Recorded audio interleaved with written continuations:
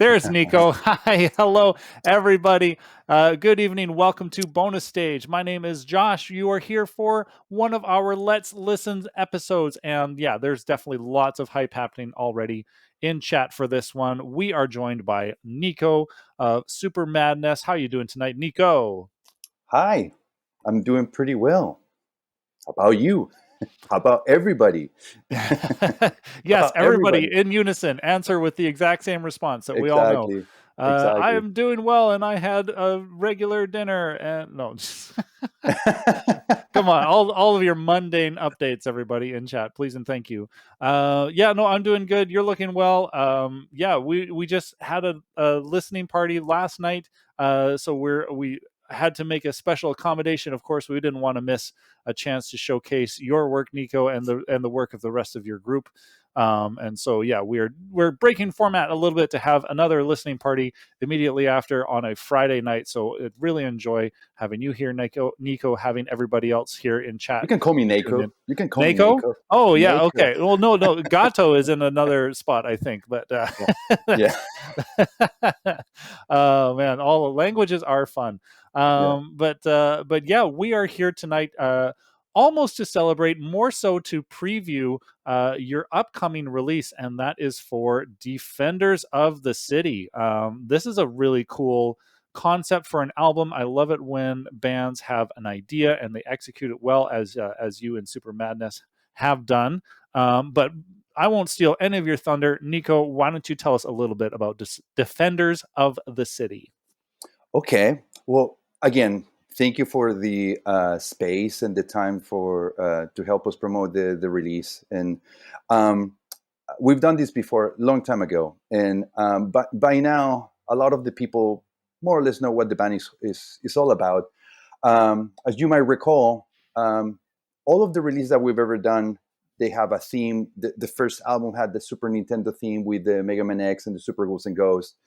To remind people, there's a lot more than just choosing two games and going like, okay, we're just going to perform this music. I mean, Mega Man X and Super Ghouls and Ghosts had a lot of mechanics involved that they were very similar to each other.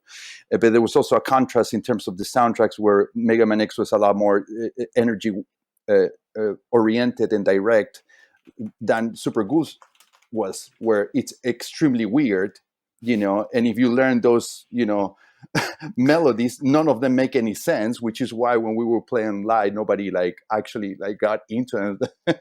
It wasn't a hit. How about that? It wasn't a hit, but it was great to have on the release, and a lot of people appreciate it. Then we moved into Gothic Warriors, which was the NES theme album, and that one had Castlevania 3 and Batman. And same thing. Yeah, they were both NES releases, but they had a lot more in common that people might think. So basically, the characters, they're both getting hearts to load up their weapons, and how you play the game. And if anything, in the terms of the story, at the very end, Batman goes up to the cathedral to fight the Joker, where Trevor goes up to the castle to fight Dracula. There was all those little things, and same deal. Castlevania 3, very popular. Batman, a lot darker and maybe not as known in terms of the soundtrack. So we always wanted to make sure that we performed stuff that people would recognize, but at the same time, throw in some deep cuts and some deep games that maybe they're not really familiar with. So I know that at the time when we were doing Batman, it just happened right about the time the Beat Brigade was doing it. Mm-hmm. And but anyways, it was just a soundtrack that wasn't really done much, and we were very happy about it. Then we moved into the third release, which was the Fantasy Battles, which is, I mean, the album title says it, right? It's an album about battle themes of Final Fantasy, and that was the approach. Wasn't necessarily so much in terms of the mechanics of the game, but it was more of that was like more orchestral, progressive type of release, where it was a lot more maybe keyboard oriented. I mean, it was very guitar oriented, but myself particular, I wanted to make something a little bit more keyboard wise, and that was also the transition of myself with Ryan, like in terms of producing the keyboards, being more synthesizers rather than chip sounds, and that was great for us because that was our sort of progressive, more orchestral album. that's as orchestral and progressive we will ever get, by the way. But Never again. never again. No, it's great. I mean, we love it. I mean, we still perform a couple of a bunch of the tracks, and we're looking at doing a few that we haven't done before. But now, going to Defenders of the City, this album was actually in the works before Fantasy Battles. Oh wow. Some of those songs we've been performing them live for quite a while. Not a lot of them, but just a handful. And I was working in the recordings for that, for many years on and off. I was telling Josh behind the scenes, this is for everybody. Now I have to choose my battles. Like either I'm gonna play and book shows and tour, or I'm just gonna focus on recording and finishing up albums. Life's a lot different nowadays. But point being is that some of those songs were coming together sort of since the very beginning of the band. As everybody knows, we pride ourselves of being a live band and especially a heavy metal band. And with the years, if anything, everything's been more and more polished towards going into traditional heavy metal music, and Judas Priest and classic Iron Maiden and Rainbow, Accept, Merciful Fate, a lot of things like that.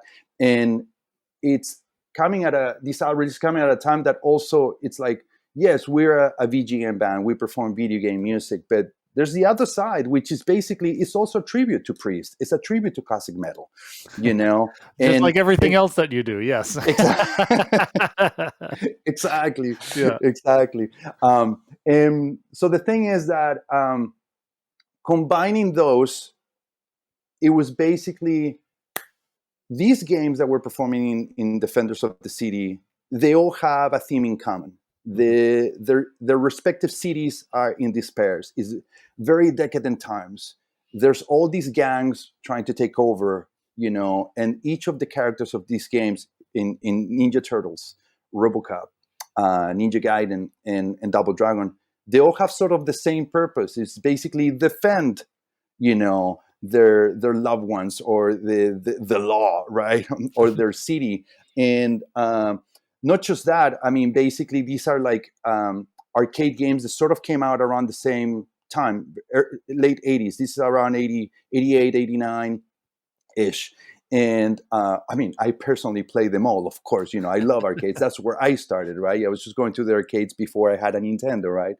But and so there's that theme in terms of like the energy and the backstory for each of the games. And then when it came to the music, it's basically, all these compositions were very sort of metal oriented to begin with. And for us, especially for me, to be able to make sure that everything's arranged in a way that it's going to sound like a band from 1984 or 1988, it was just perfect. So that this album's been in the works for a really, really, really long time. And the way it's coming out right now, I feel is at the right time, with the right people. All of the elements are right there. So basically, when you are going through the tracks in each of the games, it's half and half. It's the video games, it's the mechanics, it's the story, but it's also, it's like very 1984. Now, where does Defenders of the City come? It's I mean, some of you guys, heavy metal fans, might recognize it, but Defenders of the Faith by Judas Priest from 1984. And this is so funny because I was playing around with the title, and it was like going to be City Enforcers. It was something, I had like a list of things, and I was with Casey, or one of our lead guitar players, and I don't know how this didn't come to my mind, but we were just having a burger. And it's kind of like, dude, so he asked me, what's going to be the title of the album? I'm like, I don't know, something like this. And he's like, Defenders of the City, dude. And I'm like, dude, it was like right there. And anyway, so hold on. Okay. Where is it? Nico's going to have a lot of show and tell tonight, folks. No. I'm looking through my vinyls, dude.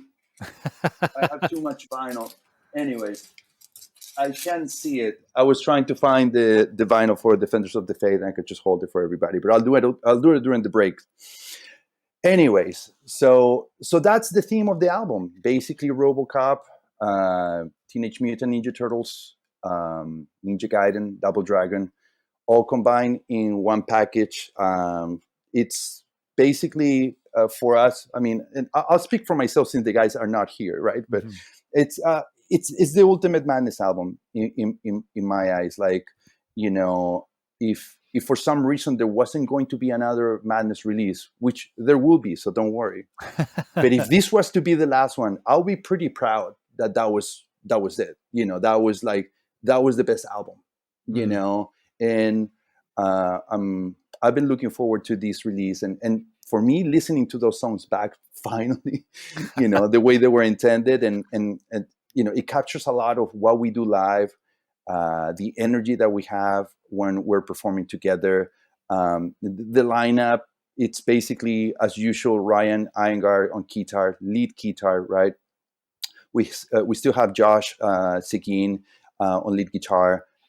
Casey Trask is sort of, it's not new anymore, but he joined about a year and a half ish ago or something like that, and he's been with us since then. And game changer also for the band. In fact, when we did MacFest at the beginning of last year, that was his first show, and for us, that was like that was the best show we've ever played. Even though we had taken a 15-month break, you know, and that was the first gig we did it with him, and it was absolutely amazing. We were like, the band was on fire. And I'm speaking of the band as if I was like on the outside. I'm not saying like I'm great or anything like that, but you know, the band was great. You know, I'm still on drums. Imagine that. You Yeah. know, and but it's the perfect lineup. Casey and Josh, in terms of the lead guitar work, when you guys hear it today, untouchable. Mm. It's the dream pair. You know, those guys can, they get along, and they get it. It's good. It's just good. I don't know. It's really really really perfect. And Ryan, in terms of what he's been able to achieve as a lead guitar, you know, in a band that when we started, everybody was looking at us weird because the guitar was the main melody. Why aren't the guitars doing the leads? You know, at the beginning, people were questioning why we make that choice, but now there's so many bands and artists that are where the keyboards are doing the lead melody. And yeah, he's been able to play incredible stuff, especially when we play live. I mean, we play some of these songs, and a lot of the times he's just improvising the leads, and that's just like shocking. You know, he did a lot of that in MacFest. And anyways, the work that the guys have been doing, it's been incredible. And for all of those of you guys that are checking this album listening party, yeah, this is an amazing work that we've been doing and that we want to share with you guys. And I hope I answered the question about Defenders of the Faith. It's the ultimate heavy metal album. So moving forward, Super MadNES is officially called Judas Priest VGM. Cheers. Cheers. Cheers to that. But yeah, indeed. Oh, well, I almost put this down without drinking. A faux pas. Well, I love the sound. I love the theme of the album. You know, especially with songs that you've been playing for a while, thinking about how you're going to like publish them and package them. You know, having a Yeah. good strong theme is very important. So I think you did an excellent job with that. Thank you. I really We appreciate did. that. We did. We did. Thank you. Yeah, you did. Yeah. I really appreciate that, you know, a VGM band is specifically covering songs from arcade versions, because that Right. is something that, you know, despite these franchises being well known, you know, Right. you don't hear a lot of the arcade takes on some of these tracks. And so to use Yeah. those as your source material, I think is really cool. And Thank I you. would, I don't mean to cut you off, but I appreciate that comment specifically because yeah, like everybody knows maybe Ninja Turtles, the arcade. I mean the NES, or they Mhm. really know the one from Super Nintendo. You know, Turtles in Time, that kind of thing. And and the same thing maybe with Double Dragon. But actually, not a lot of people have done the arcade for Ninja Turtles, and we're doing some deep cuts, like the popular stages, but also some deep cuts. We pride ourselves as in any release also like doing something that probably hasn't been done before. And as far as I know, no one has ever done the Robocop. The Robocop piece of the album is an intro and 2 songs. Today we'll feature one of them, and then there's that really long one that we'll be performing live, and that one summarizes the rest of the game. And it's really, really cool for us to feel that we're hopefully providing something different and fresh that they're not going to hear anywhere else. And the same thing with Ninja Gaiden. I mean, every time we play Ninja Gaiden arcade tracks live, people lose it. And it's sort of like a staple in a MadNES show, but also nobody knows the songs because nobody played the game. And if you play the game, you put in a quarter, they die within 30 seconds because Ryu gets he gets the shit kicked out of. The quarter eater, really, yeah. It's a really difficult game. I mean, and of course, I personally know everything about the mechanics of those games and everything, but there's that sort of half and half. A lot of people are familiar with the Double Dragon arcade and the Ninja Turtles arcade, not so much maybe with the Robocop and the Ninja Gaiden. And the Ninja Gaiden. So, anyways. Well, even just like the fidelity of those soundtracks, like in the arcade, obviously, a lot of these games were ported to home consoles, and they had to downgrade so many aspects, right? Like graphically, sonically, they just really couldn't do the same things at home as they could in the arcade. So like you were saying, these games were out in the late 80s, like they had that kind of fidelity that people couldn't get at home. And so, like you're almost like digging for nuggets where people had already like forsaken the whole steak, right? It's just like you're getting the gold that was left behind, and that's really cool. I'm really glad that you guys are doing that. Thank you. Yeah. Well, yeah, as I mentioned tonight, we're not listening to the full album. The full album is going to be coming out on April 14th. But it's not on the 14th. It's that's probably from before, or maybe I haven't updated because I'm so busy. That's what Bandcamp says. Album, the album is coming out at the beginning of May. And I'll give you a little bit more info at the end of the stream. But it's almost there. And then we're basically featuring a little bit more than half of the album today. Yes. Yeah, absolutely. So we've got 7 tracks. That's kind of fitting. We've got half the tracks and half the band here tonight. But because this is a preview, we're going to listen in a bit of a different order. So we're going to start things off with Ninja Gaiden. Actually, the first track is The Last Fighter. How about that? Whoa, flip your brain on its head. But yeah, we're going to listen to, I guess we're listening to both Ninja Gaiden tracks at once, are we not? Yeah. So we're going to listen we'll start with The Last Fight and then into Shadow Soldiers, and then people can get a little bit of time just to listen to the songs. And of course, goes without saying, I mean, everybody, I'm sure that you either using headphones or they have a good speaker system to hear the actual sound that it's been done in the songs and the performances. But anyways, yeah, absolutely. I think that's as good of an intro as we need. So Nico, you know what we're doing by now. Let's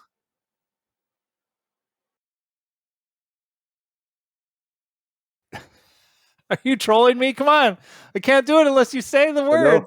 Hello. I lost you. I didn't know what you said. I lost you. Oh my God. I lost you. I think you're fucking with me, but I love it. Let's. All right. Go for it.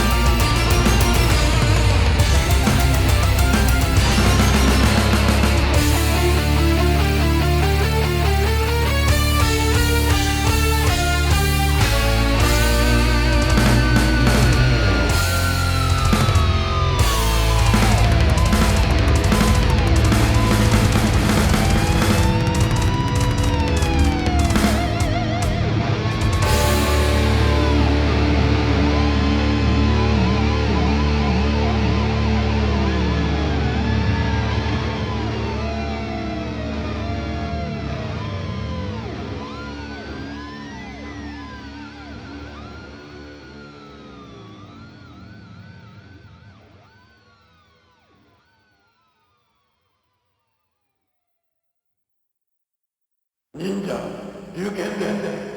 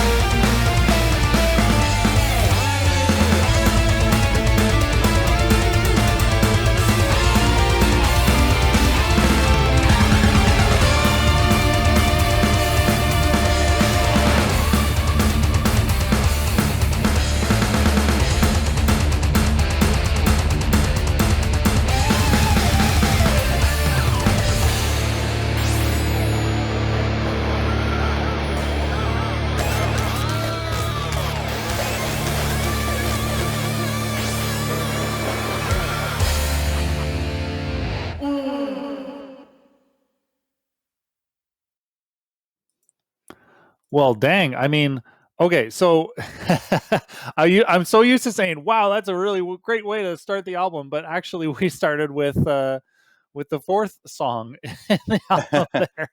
I Uh, can explain that though. yeah, no, of course, and I you can. probably should. I'll let you do that. I mean, I think the approach for these listening parties is more like kind of what you will get out of a show. Hmm. Very Just much. because you have an order in an album, that doesn't mean that the show is going to start with that. And something that we've been known for nowadays, since we've been around now for like a few years, it's been a while actually, but anytime that we start a game, we have an intro, we have a warm up, a warm up intro with a video and music before we actually start playing the tracks. Hmm. And that's just to basically set the tone up. I mean, if when we start the show, yeah, we play a priest video that is about heavy metal and video games, free will burning, and then you see a bunch of kids playing video games while priest is rocking it, right? And that sets the vibe, it gets you into it. And then if we go into anything like Double Dragon, there's an intro for Double Dragon, Ninja Gaiden intro. So in the album, it doesn't start with the intro. It's just start with the song that we just heard, which is Shadow Soldier, and that's one of the songs we've been playing that song live nonstop since Mm. you know it's been at every show for a really really long time, and people love it even though they don't know it from the game. But that intro that we heard in the very first song today is the intro leading into any Ninja Gaiden thing that we will do. But that, technically speaking, is the intro for Last Fight in the original OST. So I personally wanted to Last Fight to end the Ninja Gaiden part of the album, because that's technically the music for the very last fight, which is the final boss of the Ninja Gaiden game. You know, and if you're insane as I was when I was a kid, I used to beat that one also 1/4. Don't ask me how I used to do it, because I'm still trying, you know, and I can only get to the last stage and I get my ass kicked. You know, so, but anyways, that's probably a little bit of insight on that. That's awesome. Oh man. Well, I did take some listening notes because I got these masters this morning, and so I didn't have a chance to preview the track. So all of my reactions are 100% on the spot, legitimate. But yeah, the first track that we listened to there, the last fight. Yeah, loved your use of the bells. That is something that is very heavy metal, very Judas Priest. Great solos. The guitar, the keys, everything sounds great. Just like MadNES, Super MadNES level of quality, everything that we're used to by, I know you guys like reach for a very high standard with your production and everything. The mix, the production, everything sounds super tight. And then when we were listening to Shadow Soldier, yeah, I was also just like remarking the excellent production. Jeff had a similar note in chat that I did, that affected drum fill was really cool. Yeah, you know what's funny is like those are some more the silly things to kind of create a little bit of a contrast. Like there's the serious aspect of things, and then there's the kind of like, hey, let's like mess around with this for a little bit and just throw people off. Yeah. And it became a thing. It became a thing because some people now sort of expect it. do Right? you So trigger those effects like live? Like, do you have effects on your drums that you trigger live? No. And Cool. the reason for that is that there's specific rules in Super MadNES when we perform live. No triggers. Everything's mic'd. We live in an era where like a lot of the bands can actually travel, and then maybe they're not using amps anymore. They're just coming out of the PA direct, or you can switch it. And if anybody chooses to do it that way, not a problem. Not in Super MadNES. There's a rule. There's always going to be cabinets. There's always going to be amps, and then just microphones into the snare, into the toms and everything, and just keep it like that. And so there's that approach to keep it as natural and true as possible. But in the production of albums, of course, there's more freedom to mess around with things. So that's why we couldn't necessarily have the flanger, playing out with the drums, unless we're just throw something else in the backing track or something around those lines. But I don't feel that live will be necessary. But it's really, really fun to kind of have that contrast in the album and have those extra things that people can enjoy. So I appreciate those comments. Yeah, but I mean, like, and you were speaking to it earlier with how long you guys have been playing some of these songs. Like, it definitely sounds like performance-wise on the album, it feels like everybody's just in the pocket. Everybody knows these tracks. It's just like they just hit record and everything sounds really tight. And then like, can I tell you a joke? Okay, on response to that. Okay, just. There's a track that we're going to have later, that we're going to showcase later. But it's literally like about a week and a half ago or something like that. And I was basically on a Zoom with Casey and Josh about like the arrangement that I was requesting for some of those lead guitars, and I was showing them the tracks. And they're listening, but actually Josh is with a guitar. He's holding his guitar, and he's in Hawaii. And they were talking, oh yeah, like him here, blah blah blah. And he's kind of, and there's like this really like difficult, and that was kind of playing back and forth in the track. And I said, hey Josh, so you're probably gonna have to learn that. And he's like, hey dude, I think I just learned it. So that's actually MadNES live for you. It could be hilarious to see or chats and stuff like that. Oh yeah, what I did in that part is a chromatic Arabic, 16th century sort of like whatever. It's pretty hilarious. Yeah. Just a lot of energy spent talking about the theory as opposed to just performing it.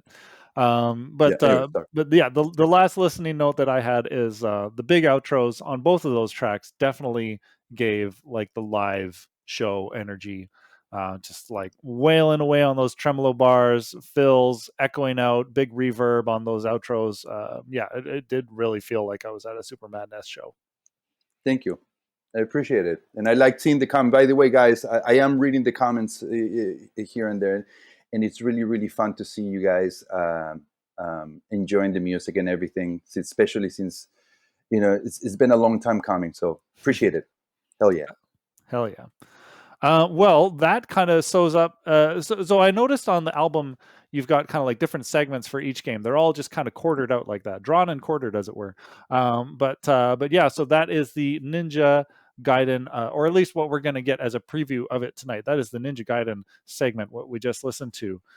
Coming up next, we are going to get into some Double Dragon with the City Slums. Now, this is a classic track. This is something that ported to the NES games, Super Nintendo games, but I feel like the original arcade has some more embellishment and a little bit more of an arrangement on it, a bit of a longer loop, right? Lots more material for it you does. guys to work with. It does. In fact, that's something that I personally like. And again, for some of those, for some of I can't even speak English. Just reset. Just hit the reset button. It's right here on your right Oh nipple. man! Yeah. For those of you that maybe have missed that, it's like I'm a huge arcade guy, personally speaking, and I mean we're a band and everything, but I think by now everybody knows that I lead sort of more like the musical direction of the band, and there's a huge difference, technically speaking, in the port from the arcade and Nintendo or whatever. And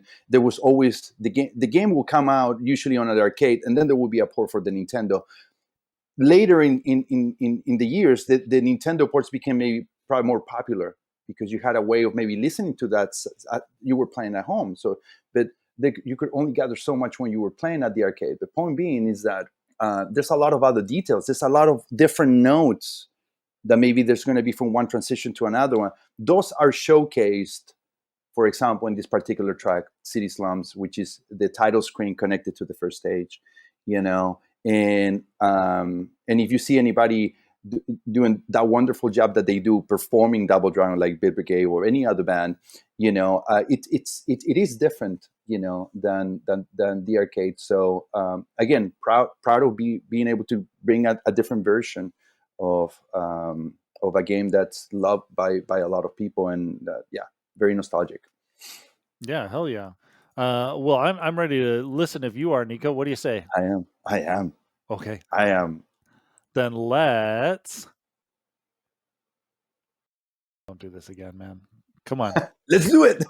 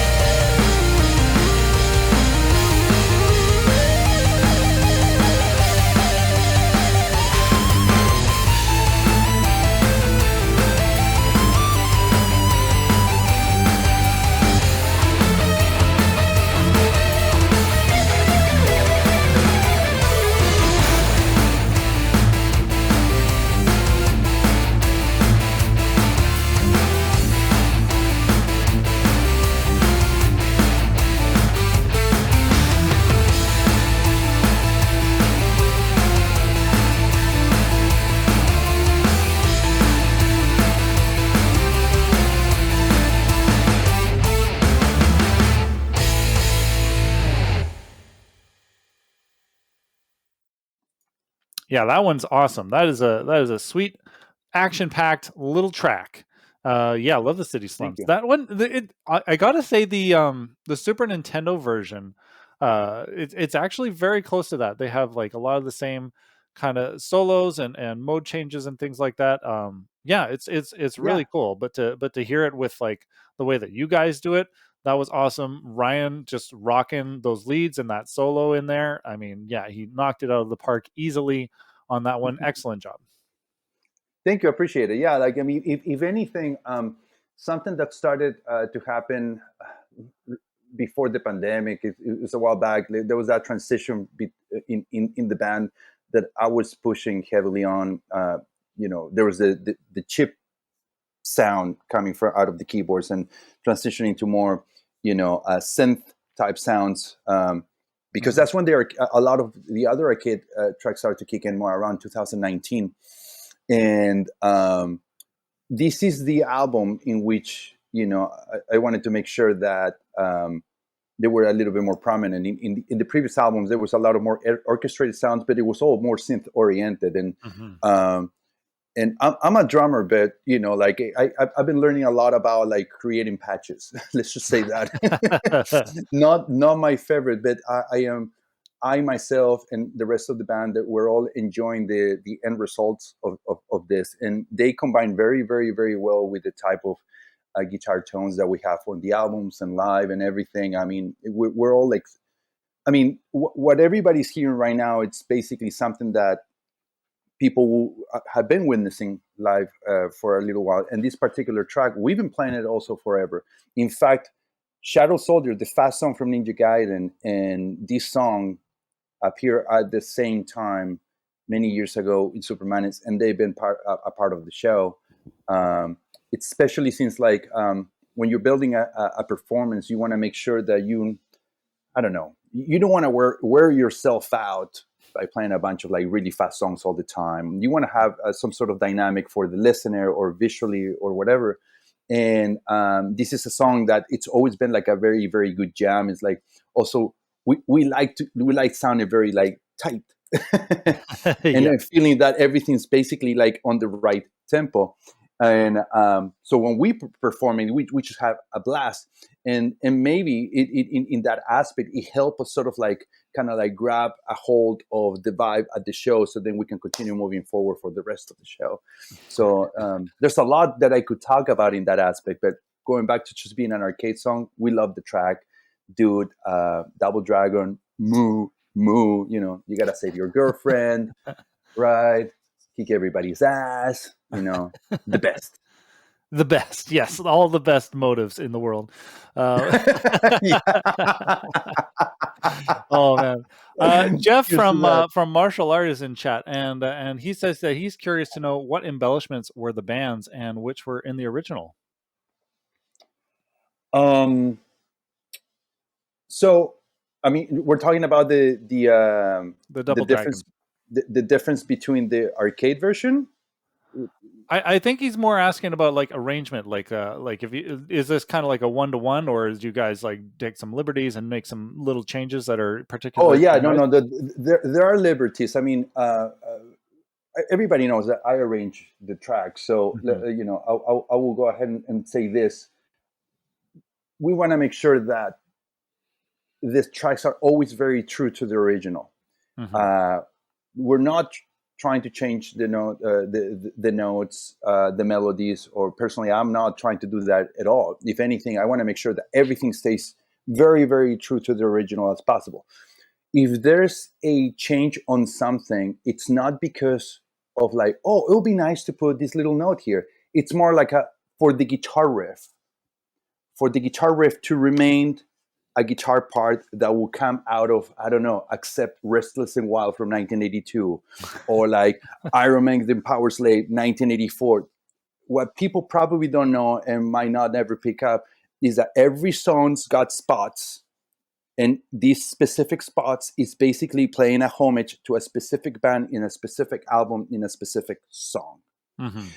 So Double Dragon, this particular one, the way that the riffs are doing, if anything, for example, as far as I'm speaking for myself, every time that I've seen any band performing this song, the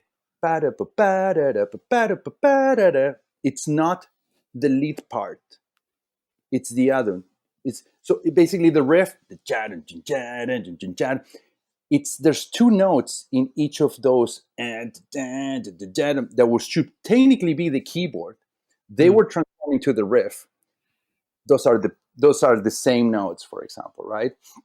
But there's parts later in the song where the keyboard was playing the solo, and there's a little bit of a liberty there. We're gonna play the same notes, but here's gonna be a riff that's gonna get everybody feeling like, oh, this is like Rat Out of the Cellar, that kind of vibe. So I hope I'm answering the question, but there is times that maybe the power of the riff and the part of the band being a tribute to classic heavy metal might take over just a little bit more strongly than the OST. And it's just like it becomes something that we can actually perform, and it makes sense within the frame of staying true to the heavy metal aspect of things. Well, Jeff did offer some clarification. I think he's looking specifically for the differences between the NES compared to the arcade in this arrangement. Okay. So there is a specific part in transitioning from the beginning, like before the pa pa pa pa pa pa. That's one of them. And then I have to listen to the song to recall a couple little things, but basically, yeah, like not everything is perfect to the arcade. Keep in consideration the following: the arcade games had better graphics and had a lot of more channels, and it had a lot of more things that you could do sound wise, and the NES could only offer so much. I can only assume that when they were doing a port from arcade to NES or whatever, is that there was some of that in there. Oh, maybe we can do this. Even if they were the same composers doing the arcade and the NES, there was always some sort of change. That's what I've always personally noticed. So, but if I want to go into detail, I'm more than happy to invite Jeff to come over, and we can have a full-on Super MadNES session and have some Chilean hot dogs and walk around Long Beach. He's more than welcome. That sounds lovely. Oh man, shout outs to Jeff for scoring that sweet invite. Oh man, well yeah. So that's Double Dragon, and on the album, you're gonna have a few more tracks. Double Dragon 3. I think they're all from Double Dragon 3, except for the City Slums one.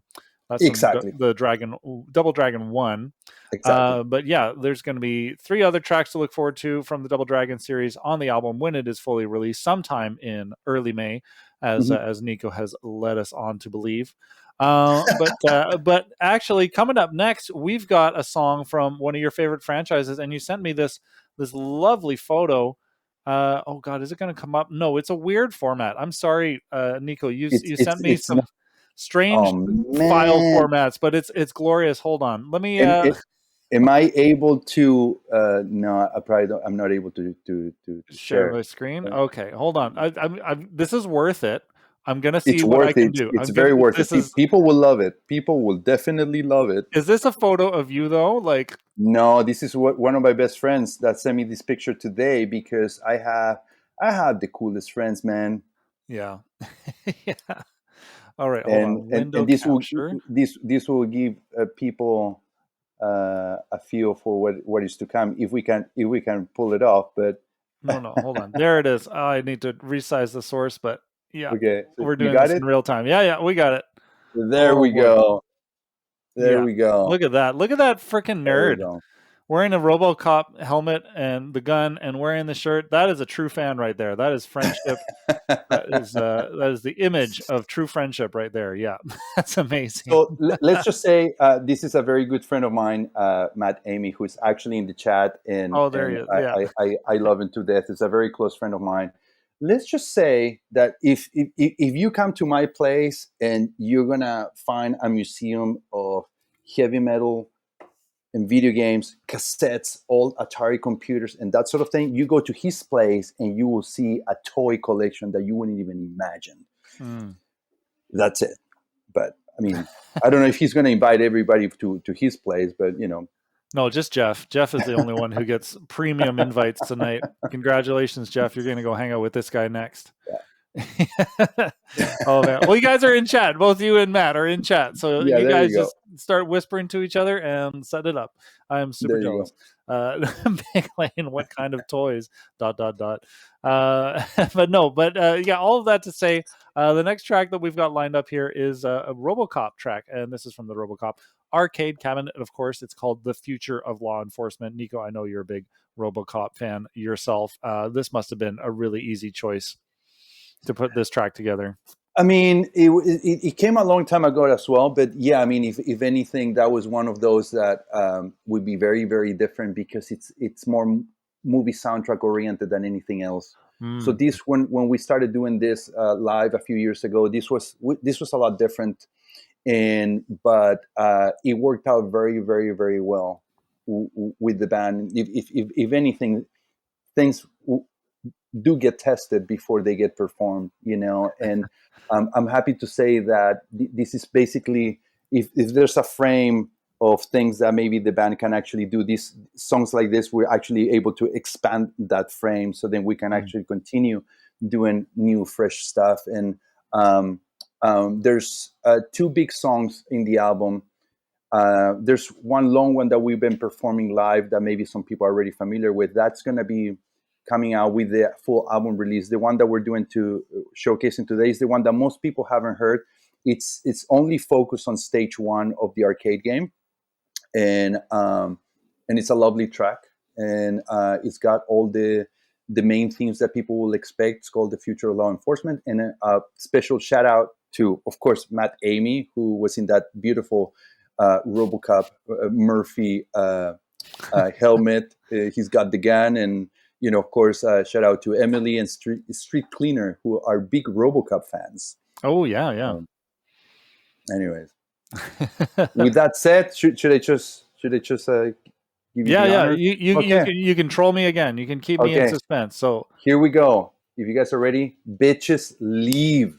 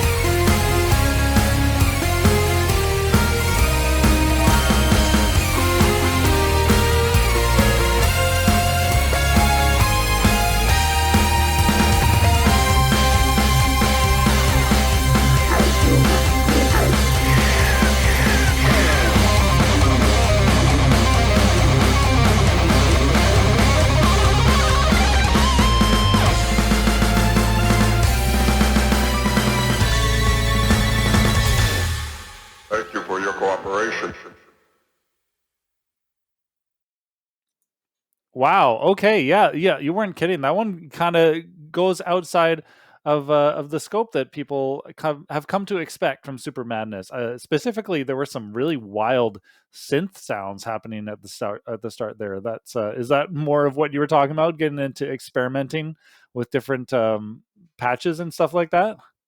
I mean, by now it's not experimenting. That's basically the sound that we've been Hmm. actually having for quite a while. It's a transition that happened many years ago.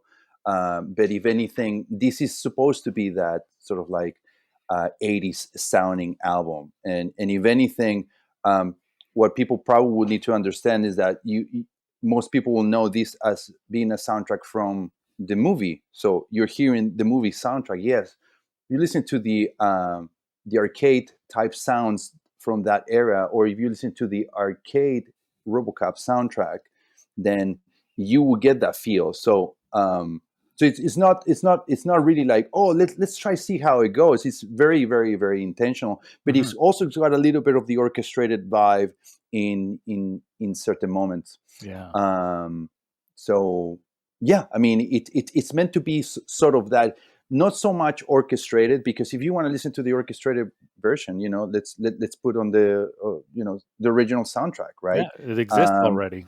Yeah. mhm.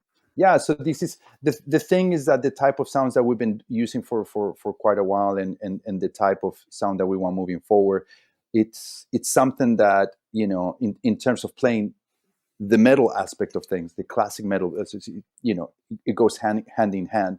So if anything, this album is supposed to have that sort of like 88-ish type vibe in terms of maybe the production or whatever. But I mean, that's basically the at least the intention. So Mhm. the song was so cool that all of a sudden I looked myself and I ended up with this Ed 209, you know.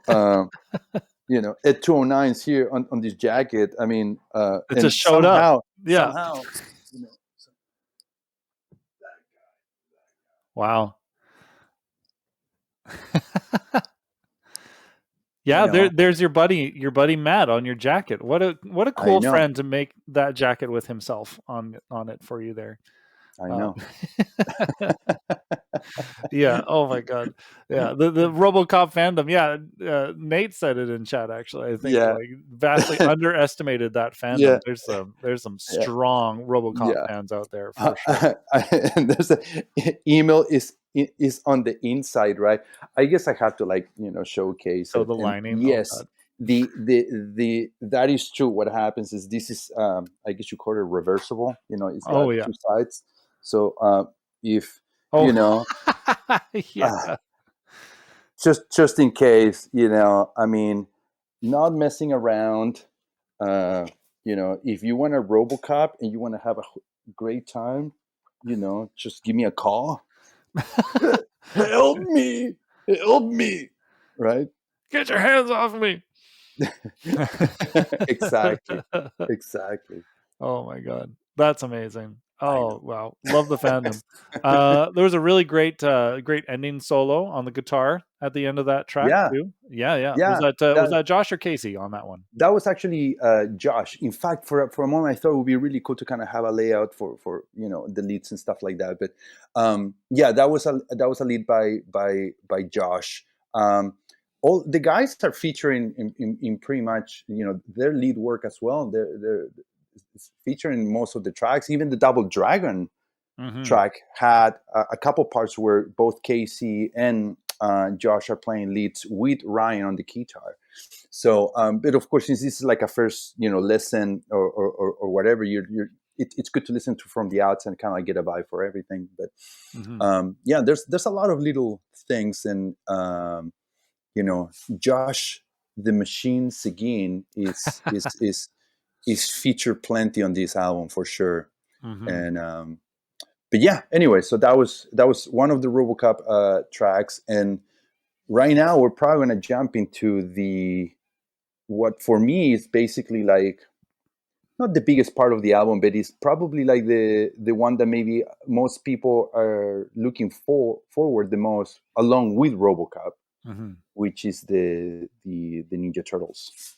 Yes, the Yeah, darling of the album. Yes. maybe it's the darling of the album. Exactly. Yeah. Oh man, I mean, yeah, Ninja Turtles is probably the closest franchise on this album to my heart for sure. And I love how you've got the turtles are prominent on the album. You've got the Technodrome in the background there, of course, dominating that skyline as Yeah. well. Yeah, and before we get further, speaking of like crediting Ryan and Casey and Josh, we need to credit the artist who did this Yes. incredible art for you guys. Yeah, who is responsible for this masterpiece? So it's my very good friend Ben Hosak. He was actually the first friend that I made here in the States when I moved here from Chile in 1999. We became friends about 6 months after I arrived. All into heavy metal and stuff. And then he's always been an amazing artist, and he's been the one that's done every single cover for Mm, Super MadNES since we got started. And this is something that we worked for, especially him for a couple months, just to kind of get the right vibe for it. So mhm. so if people look at the cover, they know that they're going to get something very unique and something very interesting, and something that's, I don't want to say heavy, but you can tell that there's energy in the cover. It's not going to be a light album. Yeah. It's not going to be a light album. And but yeah, Ben Hosak is an amazing artist. If anybody's interested in the kind of work that he does or whatever, there's a link on our Bandcamp page where they can actually check him out and everything.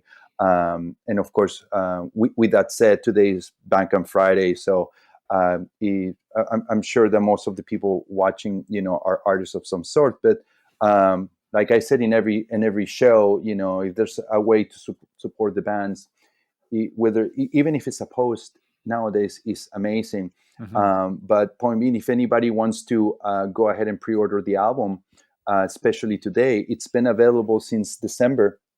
It's going to come out, in the first week of May. And yeah, pre-orders are available on CD, digital, cassette, and then there's options with a very cool NES, with the NES Flying V's, and on a jersey style. But yeah, and if you guys want to know any information about Ben, you can find it there as well. Yeah, definitely. Well, those links are in chat, folks, both for the Super Madness album as well as for Ben. The Blue Sky link is there, and of course, on this, we on bonus stage generally we do like to celebrate living artists.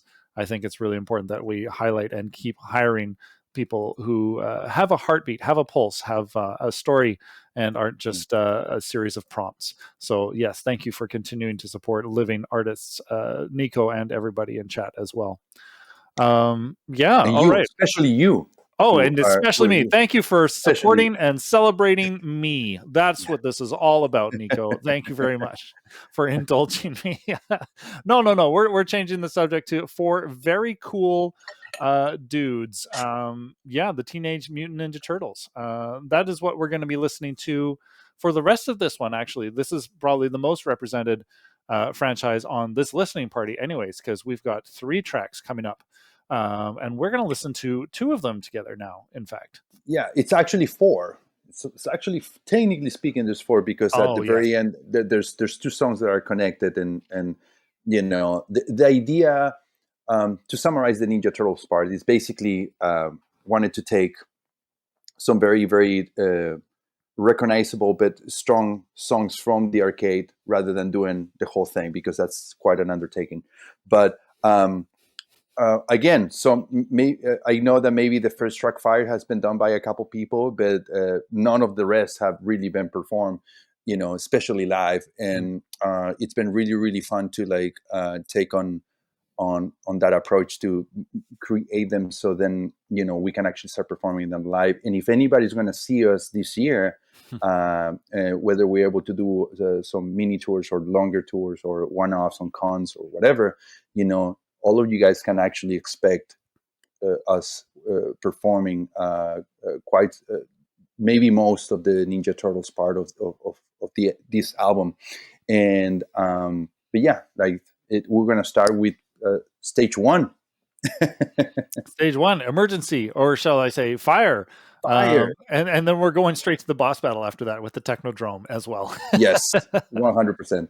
Oh my gosh. All right. Well, let's get ready to douse that fire. Let's Go. Fire!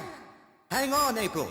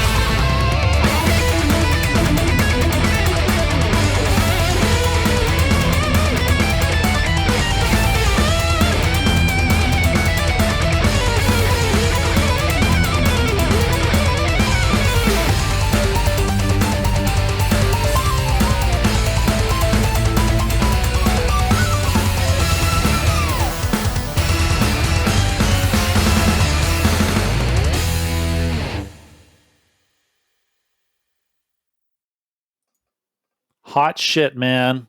Hot fucking shit. I'm just gonna say I know. You should know by now. You should be very confident about how hot your shit is. I feel extremely confident about these tracks. Yeah. And it doesn't come from a place of ego. It's like it fits us so well, and there's a lot of excitement in the performances in this album, and these Ninja Turtles is basically more of the fresh part of the album for us in the band, since we've done some of the Double Dragons, we've done some of the Robocop, we've done some of the Ninja Gaidens live prior to us releasing this album, right? So Ninja Turtles section of the album is a lot more fresh for all of us, and there's a lot of other colors. It's kind of like if you have the 4 albums in the album, and they all represent something. This is like one specific corner of layers or like texture and colors and vibes that you will get out of it, and it's very exciting. And I'm personally very happy with it, and I know the rest of the guys are really stoked with it. Yeah. Well, it sounds very authentic. People were praising the orc hits, of course, in chat. Yeah. Kind of an essential element to really get that that Nintendo, or sorry, not the Nintendo, the Ninja Turtles arcade and video game sound. You couldn't really do it without it. Yeah. But yeah, there was some really, really great solo work from everybody. The drums were really tight. You know, I was thinking during the listening here, especially, I was like, you know, Nico, if you're doing all of these arrangements, you should really arrange yourself some more drum solos, because your drumming is very tight. You know, like no one would argue with you. You just give yourself the space to show off your stuff and just like have a moment, you know, because you're back there, you're rocking out and backing everybody up. I would really love to hear some more solos. Well, I appreciate the comment. It's very kind. I mean, to be honest, I do feel that if you put all the drum work that's done in any Super MadNES track and you put it all together, there's a massive drum solo section there. If anything, being a heavy metal band, of course, there's already a lot of action. I'm sure you notice and everything. There's no really solos or whatever. There's moments. And if there's anything that I've learned from being a drummer and being a performing drummer for decades, is that the more that you push back, the more that you stand out.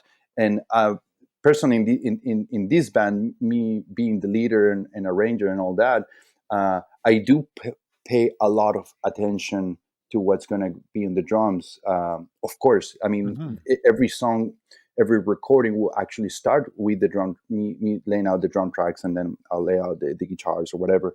But the thing is that there's also a process for that, because maybe not a lot of people have noticed, and it's not that I care too much about it, like, but I'm proud of it. It's like there's a bunch of Super MadNES songs that have stick very true to the original drum machine that was written, maybe more prominently in stuff that we did on the Batman NES or in the Final Fantasies. Like, I literally had to learn those impossible sort of like things that were not meant to be performed by a drummer, you know, and I figured them out to create a performance out of it. And in some of these, it wasn't necessarily the case, but I wanted to make sure, as usual, that I stick very true to the original soundtrack, and I'm adding to it rather than taking away. So if I was to say, you're asking about drum solos, like I'm literally going to start rehearsals on my own, and then with Casey on these Ninja Turtle tracks, and then trust me, there's lots of info in it. There's a lot of information in it, and then so anyways, there's plenty of action, so I don't feel that I need a spot for the drummer. And if anything, this is a band approach in terms of the live performance. So, you know, my job is to keep it strong and tight.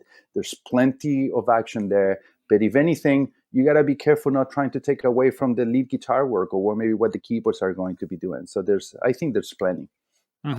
Yeah. No, I say this not in any way to bust your balls. Of course, I wanted to highlight that you are an incredible drummer, and thank you. You know, given that you are the one who's in charge of all the arrangements, I think my personal take is that I would love to see you in the spotlight a little bit more. I know you're rocking out, you're holding everybody else up.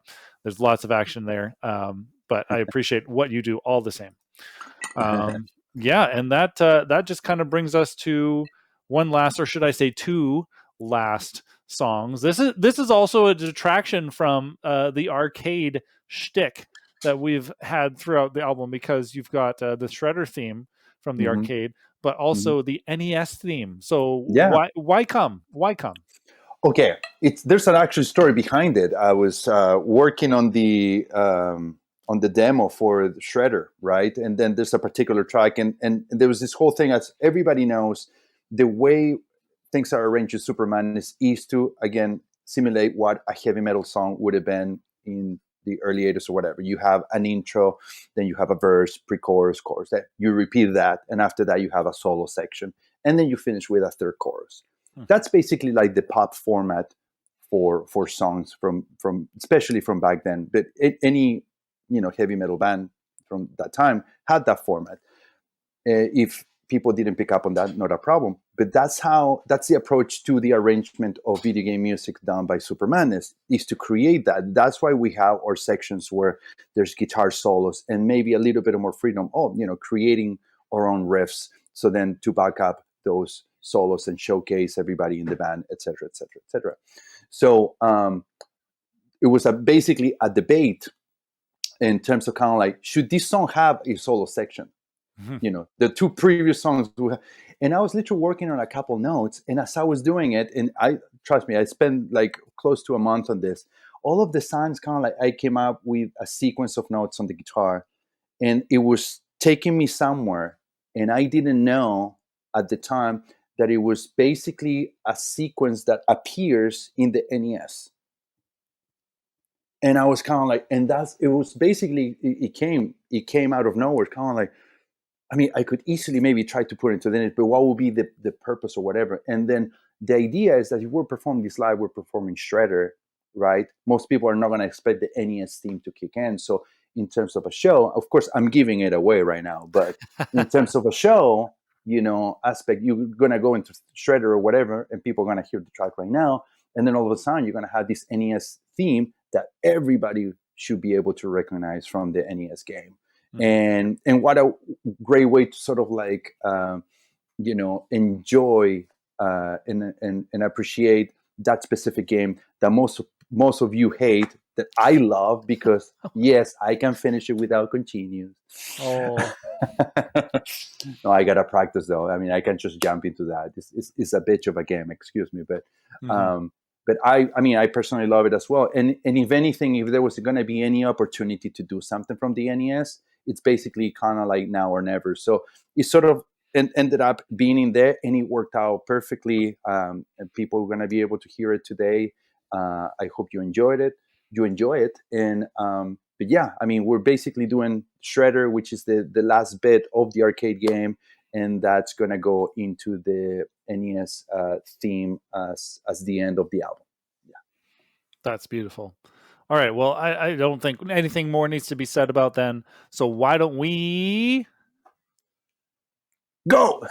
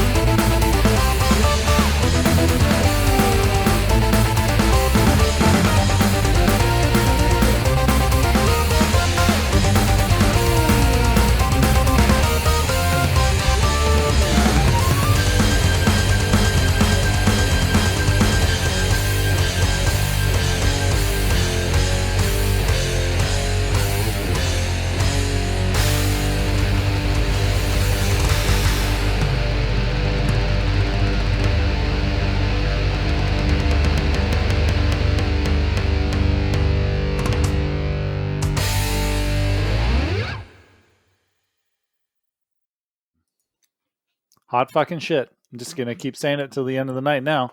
Hot fucking shit. All right, folks. That was Shredder and the NES theme. Oh my God. I love the transition between the two themes there. I guess that tells me that it worked. Yes. Yeah, it worked. It was kind of unexpected, but it flowed really nicely. And just having the drums just start the beat there, just to make that transition smooth. It was a really good choice. Also, just like the chromatic runs on guitar in the Shredder theme. I mean, I had mad respect for that. That was insane. Also, the vibe of that track, of the Shredder one specifically, I just made a note here. As in surprise and alarm, and that is a deep cut quote for all the Monty Python themes there, or fans there. And that was kind of like part of the contrast that I'm always talking about, like, because Shredder is the last bit of the arcade game, and somebody said like, oh, I never got that far in the game. Yeah, this is not going to be recognizable, but some people will get it. It's very dark. Yeah, it's very interesting. It's literally a shredding song, right? Like everybody's, Ryan and Josh and Casey, they're all like shredding through the track, and it's a very intense song, right? And then what better than just kind of like transitioning in terms something that's just gonna bring it all up. And me listening to it's like, it gets me extremely exciting, because that's something I'm really looking forward, and we're looking forward to start performing live. And if anything, so it was a very, very good marriage. And it's a great song. We always wanted to do that. yeah. So, oh man. So sorry, am I picking up right that this is not a song that you have played live yet? No, none of the Ninja Turtles have ever been performed live. And if anything, people should know that we're going to be performing our first show of the year exactly in a month in Phoenix, Arizona, at Game On Expo. There's a killer lineup, by the way, if anybody's around that area.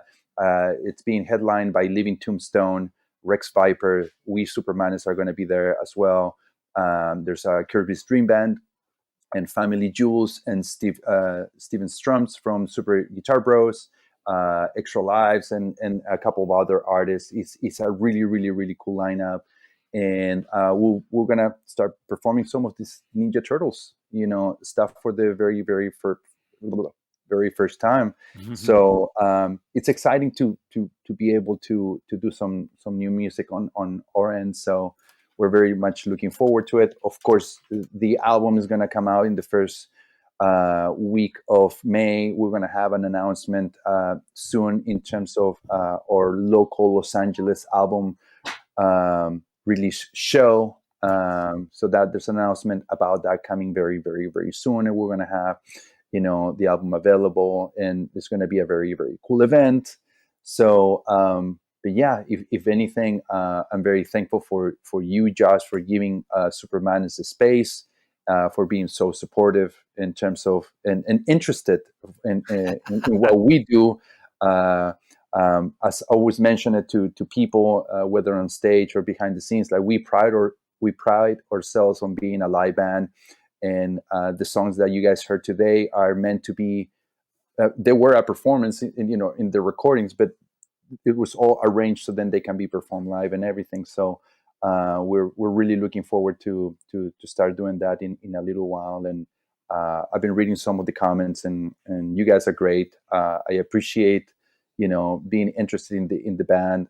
There's a few things in the works, so hopefully we'll see a lot of you around when we're performing and such. Yeah, absolutely. Nico, it's been really fun having you on the show here tonight. Great talking to you. Great hearing your take on all of these tracks. Well done to yourself, of course. Well done to all of your bandmates for their incredible performances on these tracks as well. Amazing. Who are we crediting for the sound production on this so far? Gata over there. She's been directing all the sound production. Wow. Oh my God. No, actually, come on. We is it you, Nico? I mean, are you just deflecting credit here? Like, what's going on? The internet got shut down. I'm sorry, I can't hear you. Okay, all right, Oh bye. wow, Um, there's humility for you. Oh my god.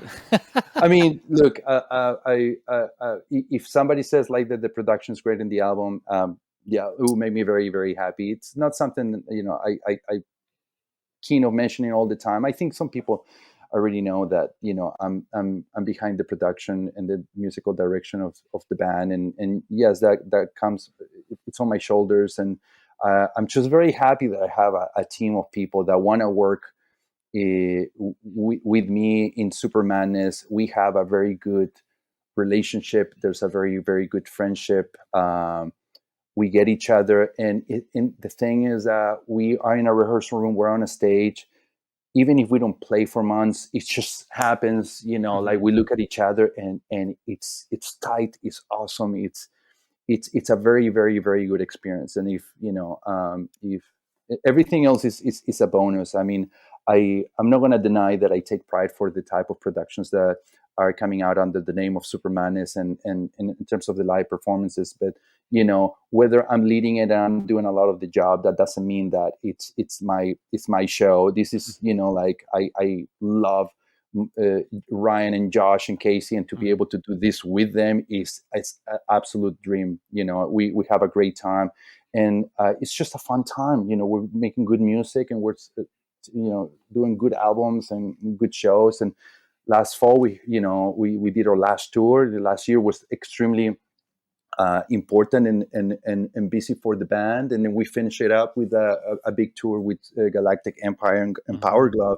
um, so yeah, I mean, like, we have good stuff, and we'll see how the rest of the year is going to be for the band. And we're also looking forward to see a lot of the bands. I wish I could see you on your tour. But you're just going to drive through LA, so I don't even think we're getting off the I-5. We're just gonna drive past. I'm sorry. yeah. No, but um, yeah, no, you but guys have, thank you. of course, yeah, you guys have got a really good thing going on.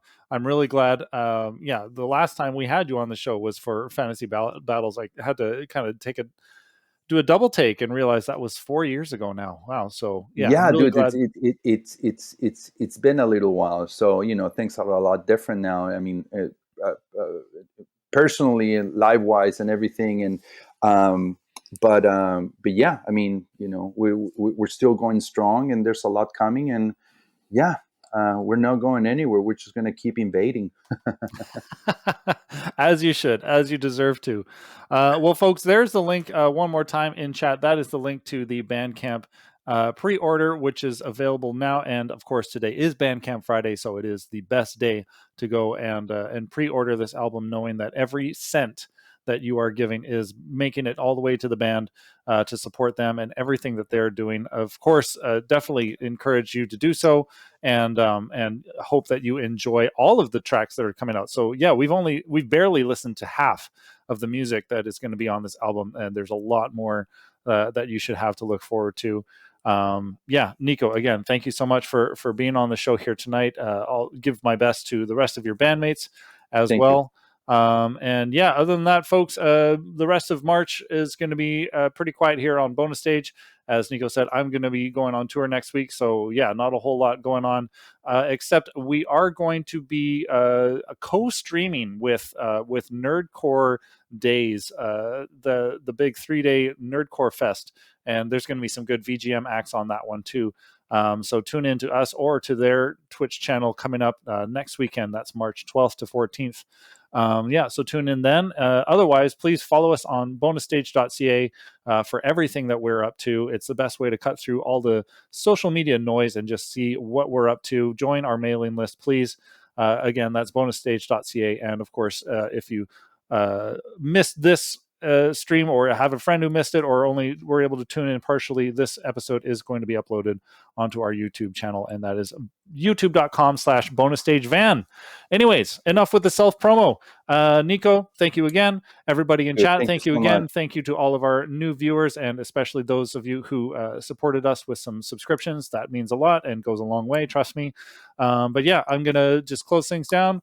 If anybody is down to stay on Twitch, we will find a worthy raid target. And otherwise, we'll catch you on the next one. Have a good night, everybody. Thank you, everybody. Have a good night. See you Bye. guys soon. Bye.